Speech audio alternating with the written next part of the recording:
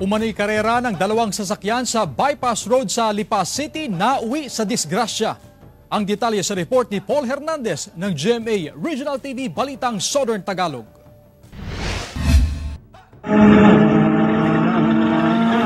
Humaharurot ang dalawang kotseng ito na animoy nagkakarera hanggang sa masapul na pulang kotse ang isa pang kotse na nakatigil lang sa unahan. Ang viral video na yan, nakuhanan sa bypass road ng Barangay Inusluban sa Lipa City. Sugatan ang driver ng pulang kotse na kaagad dinala sa ospital.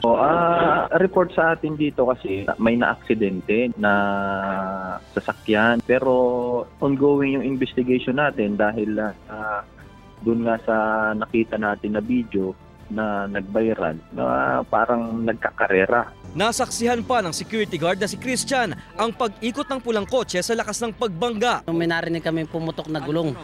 Boom! Nakita namin dito, kinaladkad na dito yung kulay green na sasakyan. Tapos yung pula umikot doon sa unahan na yun.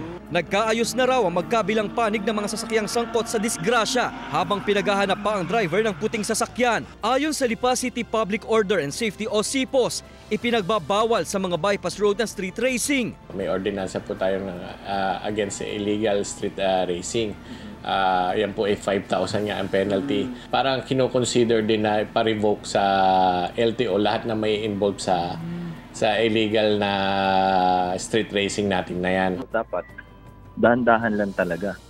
Ginawa yung bypass road na yan, hindi para racetrack. Kaya ongoing yung coordination natin sa LTO. Kumakala pa raw ng ibang impormasyon ng LTO para sa kanilang investigasyon. Sinisikap na makuhanan ng panig ng GMA Regional TV Balitang Southern Tagalog ang driver ng kotse. Mula sa GMA Regional TV Balitang Southern Tagalog, Paul Hernandez nagbabalita para sa GMA Integrated News.